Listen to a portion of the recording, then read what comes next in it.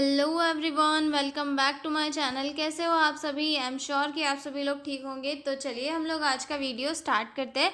इस वीडियो में हम लोग जो है मेनिंजाइटिस वाला क्वेश्चन जो है पूरा एक ही वीडियो में डिस्कस करेंगे, including introduction, definition and types, causes, pathophysiology, sign and symptoms, diagnostic evolutions and medical management, nursing management and nursing care plan. हम लोग सारी चीज़ें जो है एक ही वीडियो में बहुत ही अच्छे से डिस्कस करेंगे। तो जो लोग भी चैनल पर नए हैं वो लोग चैनल को सब्सक्राइब कर ले। और अगर आपको पीडीएफ नोट्स की रिक्वायरमेंट हो तो डिस्क्रिप्शन में मेरा मेल दिया हुआ है, आप उस पर कांटेक्ट करके पीडीएफ नोट्स ले सकते हो। तो चलिए स्टार्ट करते हैं। मेनिंजाइटिस मेनिंजाइटिस क्या है? मेनिंजाइटिस जो है वर्ड में हमें दो वर्ड दिख रहे हैं। एक तो सबसे पहला आता है मेनिंजिस, देन सेकेंड आता है आइटिस। ठीक है, मेनिंजिस का मतलब क्या होता है? Layers of the covering of brain, यानी कि ब्रेन को कवर किए वाले ये जो लेयर्स होती है, जो ब्रेन को प्रोटेक्शन देने का काम करती है, उस लेयरिंग को क्या कहा जाता है? मेनिंजिस कहा जाता है। और मेनिंजिस में तीन चीज़ें प्रेजेंट होती है, तीन लेयर्स होती है, outer, dura mater, middle, arachnoid matter and जो इनर होती है उसे पिया मैटर कहा जाता है। लेकिन अगर इनमें किसी भी टाइप का कोई इन्फेक्शन, इन्फ्लामेशन आ जाए तो उस कंडीशन को क्या कहा जाता है? मेनिंजाइटिस कहा जाता है। ठीक है, और ये किसी भी वजह से हो सकता है, वायरल हो सकता है, बैक्टीरियल हो सकता है, फंगल हो सकता है या फिर पैरासाइटिक हो सकता है। ठीक है, तो चलिए स्टार्ट करते हैं। Meningitis is a serious infection of the meninges, the protective membrane covering the brain and spinal cord. meningitis क्या है? एक सीरियस इन्फेक्शन है ब्रेन की, या फिर हम बोल सकते हैं meninges की, ये जो कि क्या है? प्रोटेक्टिव मेम्ब्रेन है जो ब्रेन को कवर करके रखती है और साथ ही साथ स्पाइनल कॉर्ड को भी कवर प्रोवाइड करती है। ठीक है, it can be caused by bacteria, virus, fungi और पैरासाइट। और ये किस किस की वजह से हो सकती है? बैक्टीरिया की वजह से हो सकती है, वायरस की वजह से हो सकती है, फंगाई की वजह से हो सकती है या फिर पैरासाइट्स की वजह से हो सकती है। ठीक है, it is considered a medical emergency because it can lead to brain damage, hearing loss और death if not treated early. और ये क्या है? एक मेडिकल एमरजेंसी के अंदर इसे कंसिडर किया जाता है, क्योंकि अगर इसका ट्रीटमेंट प्रॉपर टाइम पे नहीं हुआ तो ये या तो पर्सन का ब्रेन डैमेज कर देती है, या फिर हियरिंग लॉस की कंडीशन कर देती है, या फिर डेथ भी कॉज कर देती है। ठीक है, उसके बाद ये किन किन लोगों में कॉमन होती है? तो ये जो है ये चिल्ड्रंस में, यंग अडल्ट में, और जो है ऐसे पर्सन जो इम्यून कॉम्प्रोमाइज्ड है उन पर्सन में मेनिंजाइटिस जो है एक कॉमन डिसीज देखी जाती है। ठीक है, तो समझ में आ गया मेनिंजाइटिस क्या है? मेनिंजाइटिस इज द इन्फ्लेमेशन और infection of the layers of brain. Okay, अब हम देखेंगे definition. Meningitis is the inflammation of the meninges, जिसमें तीन चीज़ें इंक्लूड होती है, dura mater, arachnoid mater, pia mater, due to infectious और non infectious causes leading to cerebral irritation and neurological symptoms. ठीक है, मेनिंजाइटिस क्या है? इन्फ्लेमेशन होती है मेनिंजेस की, जिसमें तीन चीज़ें इंक्लूड होती है, ड्यूरामीटर, एरेक्नॉइड मीटर एंड पिया मीटर। और किसके कारण से हो रही है? ये इन्फेक्शियस भी हो सकती है, नॉन इन्फेक्शियस भी हो सकती है, जिसके कारण सेरेब्रल इरिटेशन हो सकती है एंड न्यूरोलॉजिकल सिम्टम्स जो है हमें देखने के लिए मिल सकते हैं। ठीक है, तो इतना समझ में आ गया डेफिनेशन और इंट्रोडक्शन। अब हम देखेंगे इसके जो है कौन कौन से कॉजेस एंड टाइप्स होते हैं। ठीक है, कॉजेस और टाइप एक ही होता है, क्योंकि इसका कोई क्लासिफिकेशन नहीं है। इसका क्लासिफिकेशन ओनली इसके टाइप्स के ऊपर या फिर कॉजेस के ऊपर ही किया जा सकता है कि किन किन वजह से कॉज हो रही है। ओके, तो इसमें सबसे फर्स्ट आता है इन्फेक्शियस कॉजेस, क्योंकि मोस्टली जो इन्फेक्शन के कारण कॉज होती है। ठीक है, तो सबसे फर्स्ट आती है बैक्टीरियल मेनिंजाइटिस, और ये जो है सबसे सीवियर मेनिंजाइटिस मानी जाती है। ठीक है, जो किन किन रीज़न की वजह से होती है? नाइजेरिया मेनिंजाइटिस की वजह से देखने के लिए मिलती है। ये जो एक बैक्टीरिया होता है जिसकी वजह से मेनिंजाइटिस कॉज होती है, जिसे मेनिंगोकोकल मेनिंजाइटिस भी कहा जाता है। ठीक है, उसके बाद स्ट्रेप्टोकोकस निमोनी की वजह से भी होती है, जिसे न्यूमोकोकल मेनिंजाइटिस कहा जाता है। ठीक है, उसके बाद हीमोफिलस इन्फ्लुएंजा की वजह से भी होती है, ये जिसे हिप भी कहा जाता है, इसकी वजह से भी जो है एक मेनिंजाइटिस कॉज होती है। ठीक है, उसके बाद लिस्टेरिया मोनोसाइटोजिनस मेनिंजाइटिस, इसमें क्या होता है, लिस्टेरिया क्या होता है, एक बैक्टीरिया होता है जो एनिमल्स होता है उनकी मलमूत्र में प्रेजेंट होता है। अगर वो बैक्टीरिया हमारे ब्लड स्ट्रीम के अंदर इंटर कर गया, जैसे कि एल्डरली हो गए या फिर प्रेग्नेंट वुमन हो गई, अगर उनके ब्लड स्ट्रीम के अंदर इंटर हो गया तो उसकी वजह से वो हम सीधे ब्रेन में जाकर मेनिंजाइटिस कॉज कर देता है। ठीक है, तो लिस्टेरिया की वजह से भी जो है बहुत सारे केसेस में मेनिंजाइटिस देखने के लिए मिलती है। ठीक है, उसके बाद जो सेकेंड कॉजेज आता है मेनिंजाइटिस का, जिसमें फर्स्ट आता है वायरल मेनिंजाइटिस, जो कि काफ़ी कॉमन और माइल्ड होती है, और जिसमें कि कुछ वायरस होते हैं जैसे कि इंट्रोवायरस हो गया, HSV हर्पिस सिम्प्लेक्स वायरस हो गया, ठीक है, और मम्प्स वायरस हो गया। इनकी वजह से भी जो है मेनिंजाइटिस देखने के लिए मिलती है। ठीक है, इसमें एक और वायरस होता है HIV वायरस, ह्यूमन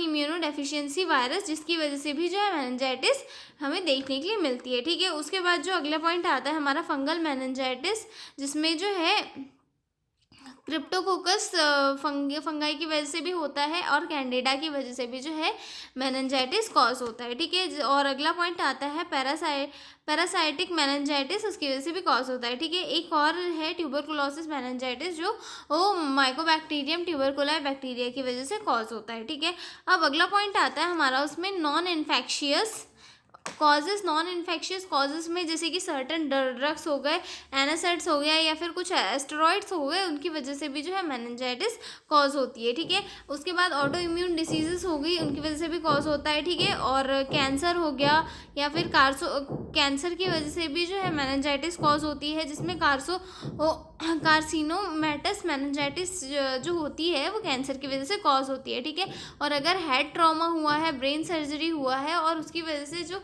वो ब्रेन की लेयर्स है उनमें कोई इन्फेक्शन हुआ है, तो वो भी मेनिंजाइटिस के अंदर इंक्लूड किया जाता है। ठीक है, तो ये समझ में आ गए कॉजेज ऑफ मेनिंजाइटिस। अब हम डिस्कस करेंगे इसकी पैथोफिजियोलॉजी की, मेनिंजाइटिस कॉज कैसे होता है। ठीक है, तो इसमें सबसे फर्स्ट पॉइंट आता है जर्म्स और pathogen enter the body through nose, throat, blood stream और डायरेक्ट इंजरी।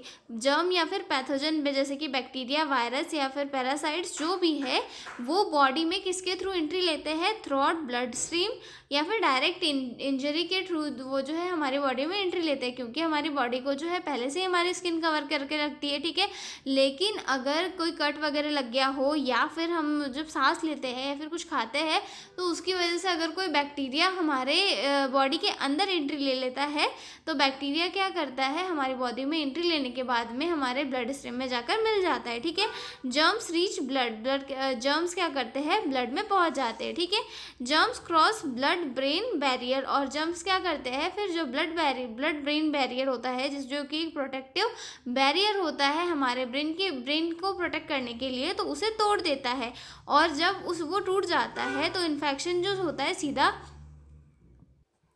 मेनिंजेस में पहुंच जाता है, यानी कि ब्रेन की कवरिंग में मेनिंजेस पहुंच जाता है। ठीक है, bodies immune system creates inflammation, और जब भी वहाँ पर कोई आउटर ऑर्गेनिज्म एंट्री लेता है तो हमारा इम्यून सिस्टम वर्क करता है और इन्फ्लेमेशन वहाँ पे स्टार्ट हो जाती है। ठीक है, स्वेलिंग अराउंड द ब्रेन की कवरिंग में स्वेलिंग आ जाती है, इन्फ्लेमेशन आ जाती है। ठीक है, प्रेशर इनसाइड स्कल इंक्रीजेस, और जब ब्रेन की लेयरिंग क्या होती है थोड़ी मोटी हो जाती है, और वहाँ पे CSF के लिए क्या होता है, स्पेस थोड़ा कम बच जाता है, जिसके कारण क्या होता है कि जो CSF का फ्लो है, ठीक है, सेरेब्रो स्पाइनल फ्लूइड का फ्लो है वो बढ़ जाता है। ठीक है, या फिर हम उसे बोल सकते हैं कि उसका जो प्रेशर है वो बढ़ जाता है। ठीक है, जिसके कारण क्या होता है, ब्लड फ्लो ब्रेन में डिक्रीज हो जाता है, और ब्रेन की जो सेल्स है वो डैमेज होने लगती है, और जिसके कारण क्या होता है, सिम्टम्स दिखाई देने लगते हैं, जैसे कि फीवर हो गया, हेडेक हो गया, स्टीफ नेक हो गया, वॉमिटिंग हो गई, ऐसे सारे सिम्टम्स जो है दिखाई देने लगते हैं। ठीक है, तो समझ में आ गई पैथोफिजियोलॉजी क्या थी।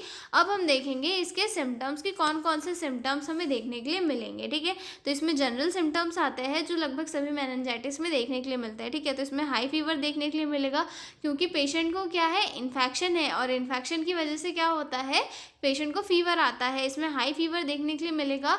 104 से लेके 101 तक का जो टेम्परेचर है पेशेंट का वो हमें देखने के लिए मिलेगा, ठीक है।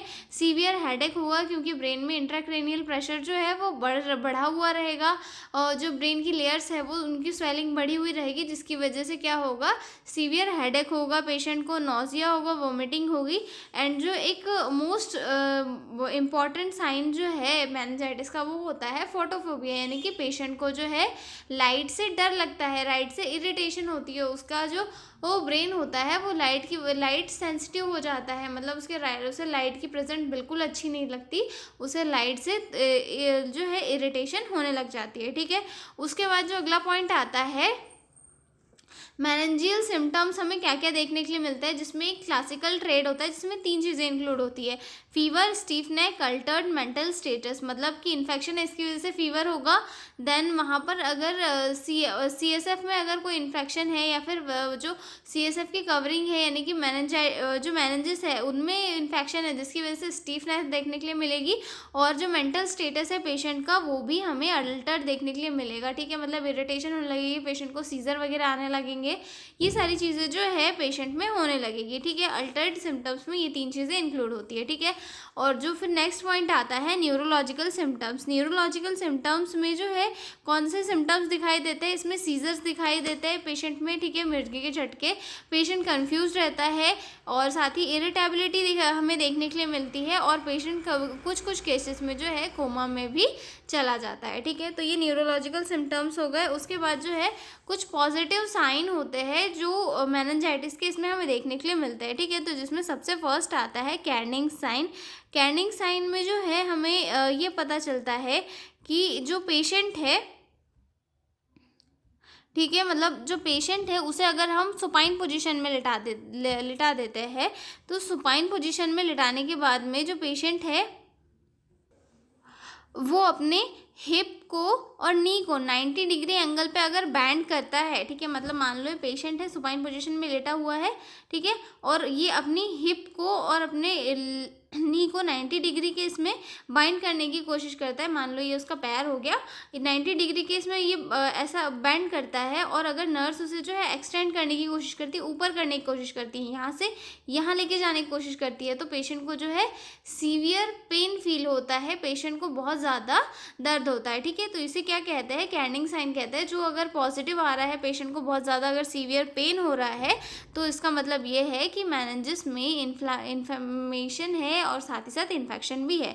उसके बाद सेकंड साइन आता है इसका ब्रुडजिनकिस साइन। ब्रुडजिनकिस साइन में क्या होता है, पेशेंट को एक सुपाइन पोजीशन में लिटाया जाता है, और जब सुपाइन पोजीशन में पेशेंट लेटता है तो पेशेंट की जो नेक है अगर उसे थोड़ा फ्लैक्स करते हैं ऊपर की ओर, मान लो ये पेशेंट है, ये पेशेंट की नेक है, और इसे थोड़ा ऊपर की साइड अगर नर्स करती है तो पेशेंट के जो घुटने हैं ये अपने आप ही मुड़ने लगते हैं, ठीक है। मान लो ये पेशेंट के घुटने हो गए, तो ये पेशेंट का जो घुटना है वो अपने आप मुड़ने लगता है, अपने आप ही ये जो है मुड़ने लगता है। जैसे पेशेंट सुपाइन पोजीशन में था, जैसे ही नर्स ने उसकी गर्दन को ऊपर किया, पेशेंट के घुटने अपने आप ही बीच से मुड़ने लगते हैं। अगर ये दोनों साइन पॉजिटिव आते हैं तो इसका मतलब ये आइडेंटिफाई किया जाता है कि पेशेंट को जो है मेनिंजाइटिस है, ठीक है।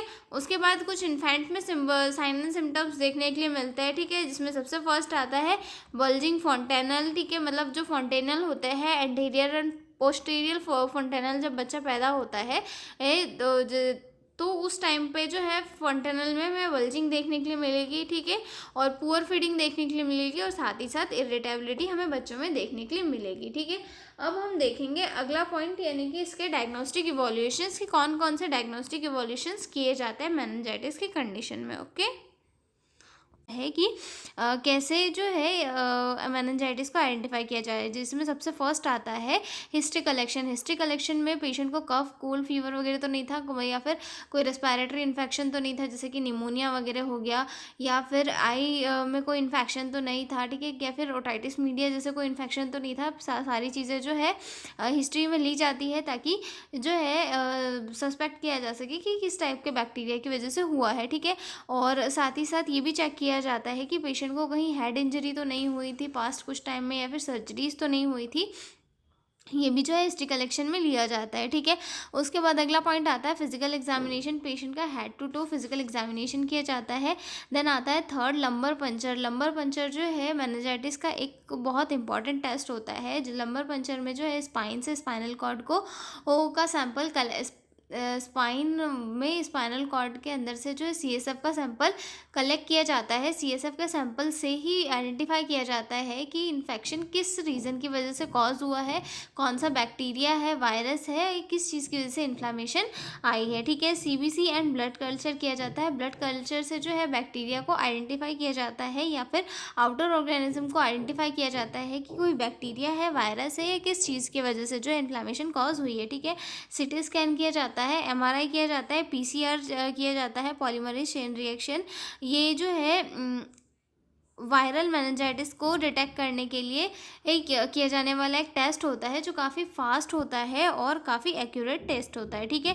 देन आता है seventh gram stain and culture. Gram stain and culture जो है बैक्टीरियल मेनिंजाइटिस को आइडेंटिफाई करने के लिए किया जाता है। अगर मेनिंजाइटिस बैक्टीरिया की वजह से कॉज हुई है तो इसमें जल्दी से पता चल जाता है कि किस पर्टिकुलर बैक्टीरिया की वजह से मेनिंजाइटिस हुई है, ठीक है। इसमें एक और टेस्ट इंक्लूड होता है latex agglutination test. Latex agglutination test में किया जाता है कि सीएसएफ में specific antigen of bacteria detect करने के लिए, मतलब कि उस बैक्टीरिया में कौन सा एंटीजन वगैरह प्रेजेंट है, इस चीज़ को डिटेक्ट करने के लिए किया जाता है। जैसे कि नाइजीरिया हो गया, एच इन्फ्लुएंजा हो गया, स्ट्रेप्टोकोकस निमोनिया हो गया, इन सारे बैक्टीरियाज को डिटेक्ट करने के लिए जो है लिटेक्स एग्लूटिनेशन टेस्ट किया जाता है, ठीक है। अब नेक्स्ट पॉइंट आता है हमारा मेडिकल मैनेजमेंट की। मेडिकल मैनेजमेंट में जो मेनिंजाइटिस की कंडीशन होती है उसमें कौन कौन से ड्रग पेशेंट को दिए जाते हैं, ठीक है। तो जैसे कि हमें पता है कि सबसे सीवियर कौन सी मेनिंजाइटिस होती है, बैक्टीरियल मेनिंजाइटिस होती है। तो बैक्टीरियल मेनिंजाइटिस को ट्रीट करने के लिए कुछ मेडिसिन दी जाती है। जैसे कि सबसे फर्स्ट आता है इसमें इमीडिएट एम्पिरिकल आईवी एंटीबायोटिक्स में जो है सेफ्रिएक्सोन एंड सेफोटैक्सिम जो है पेशेंट को दी जाती है ताकि बैक्टीरियल की ग्रोथ कम हो सके, ठीक है। Add vancomycin if resistant organism is suspected. और अगर कोई